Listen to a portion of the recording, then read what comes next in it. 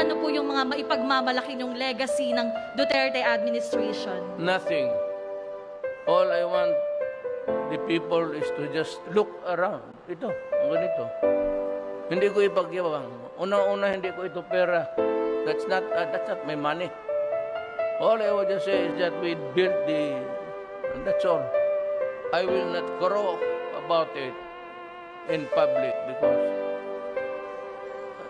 sabihin na ito. Sa 6 na taon na ikaw inanungkulan, wala akong masabi sa iyong napatunayan. Di nakakapagtaka, mahal ka ng taong bayan dahil sa kahanga-hanga mong kakayahan.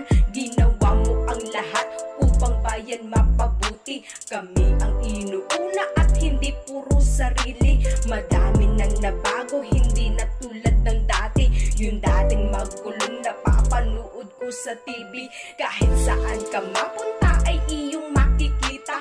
Natapos niyang proyekto na napakaganda. Nilabanan niya ang droga, kurakot binasura. Nilinis niya yung dating tambakan ng basura. Marami pong salamat sa iyong pamamahala. Tatay Digong dapat tawagin na isang dakila. Sa iyong nagawa kami ay iyong napaluha. Binangon mo yung dating lubok na ating bansa. Bansa na Pilipinas, eto na ang simula.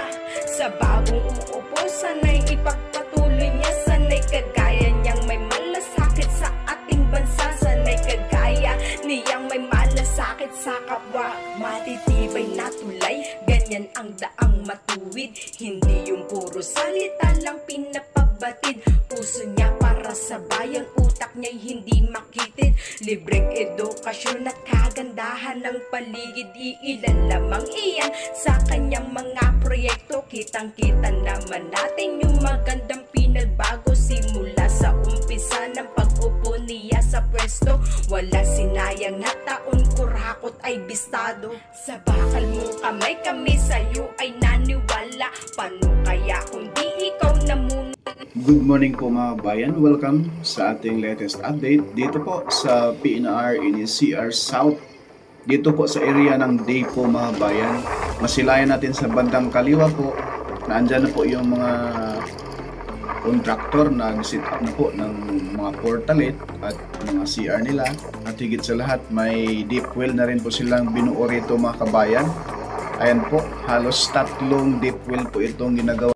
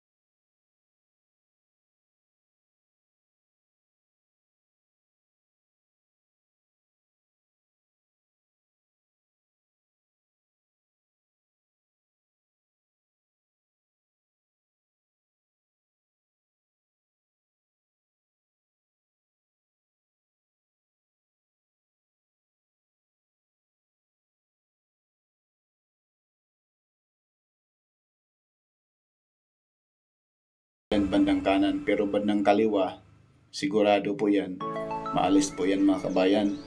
Dahil doon po sa Kabuyaw, yung una upload natin kagahapon, ay ang sukat po ng pag mag-start na po sila ng paghukay ng kulong ng mga poste, ay yung mga bakod na yan ay uusod yan mga bayan. Lalapad yan, lalaparan yan lalo. 15-15 po yan, both side, right and left. 15 meters po yan. Yan ngayon, yung sukat na yan sa mga 5 meters lang bang po yan siguro mga kabayan. Yan po. Pero masyadong maliit po, mataas yung drone natin dahil yung sa baba ay napakalakas ng hangin. Halos tangayan na po yung drone natin mga kabayan. Ayan po yung kaliwa. Yan na po yung container terminal dito po sa Banlic, Calamba, Laguna. Ayan. Yung bahay na yan na malapit sa bakod mga bayan ay didikit pa yung bakod dyan pag mag-start po ang paghuhukay.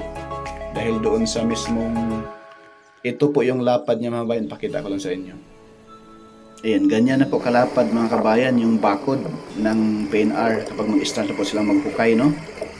Ayan. Pakita ko lang po dito banda mga kabayan yung mismong, balikan natin, yung mismong engineer na andyan na rin po. At noong unang upload natin dito mga bayan, halos 3 weeks from now, pumunta na rin po rito yung mga Koreano na engineer, no? Naaktuhan natin sila na naglatag dito ng mga marker, yung mga parang flag mga bayan. Ayan, itong area ito, lahat ng bahay rito sa gilid ng grupo, tanggal po. Base po sa ating natanungan, taga rito mga kabayan. Hanggang doon sa malapit sa bakod, yung pinakita natin po kanina sa aerial view, no? Ayan po, bandang dulo, mayroon din po roon, gumagawa ng deep well. Ayan po, may mga tubig na rin po lumalabas dyan sa kanilang mga machine. Siyempre, pag mag-contract, may construction mga bayan, ay kailangan talaga nila ng tubig. Ito na po yung mga engineer na naktuhan natin ngayong araw na ito, araw Friday, no? Maulan, at buti naman medyo gumanagan daw at tumigil yung ulan. Ayan mga bayan, yung mga engineer dyan na sa datingan. Pero walang Koreano. Hindi gaya nung last time na 3 weeks from now, naktuhan natin yung mga Koreano rito. Ayan po. Hanggang dyan pa sa unahan yung lapad nito. 22 hectares po ito mga kabayan. Kaya yung mga bahay dito sa likuran natin, hagip, kawawa. Pero base po sa ating pagtanong, mabigyan daw sila ng relocation site. Ayan po. Dahil yung tinitirahan dito mga bayan, dito po sa malapit sa Dipo ay ubos lahat ng bahayan, tanggal. Dahil napakalawak.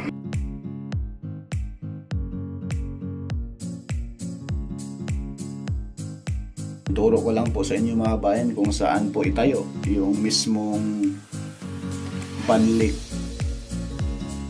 station ng PNR, no? Malapit lang man po ito sila rito sa Dipo, no? Ayan yung bakanting gilid mismo, pinakadulo nitong container terminal dito sa Banlic, Calamba, Laguna. Diyan po itatayo yung future Banlic station mga bayan. Ayan po. Yan, ito na po yung future Banlic station mga kabayan. Kadikit lamang po ito dyan sa, ayan po, yung area na yan. Yan, dyan sa area na yan mga kabayan, itatayo yung mismong future Banlic station. Yan mga palayan dyan, halos kalahati din po, no, ang mabawas dyan, no?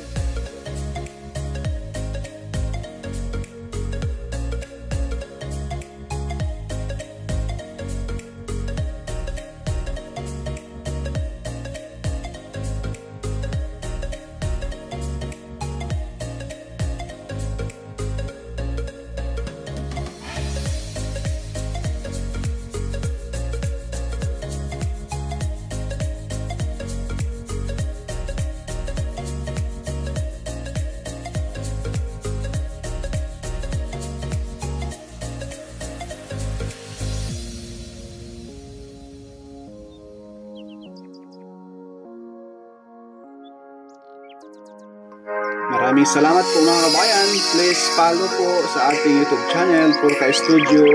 Pakihit na rin po yung notification bell mga kabayan, yung all, upang lagi po kayong updated pag may mga bagong videos po tayong i-upload. Lalo na rito sa mismong PNR NCR South. Maraming salamat po at ingat po sa bagyo, no? Sa mga kababayan natin na nakatira sa mababang lugar, sa mga bahain na lugar at sa kabundukan. Ingat-ingat po, mas mabuti pang tayo po ay pumunta na sa evacuation center para safe po tayong lahat. God bless po, naway pagdasal po natin na sana wala nang kalamidad na darating sa ating bansa. God bless Philippines, Gilas Pilipinas, puso!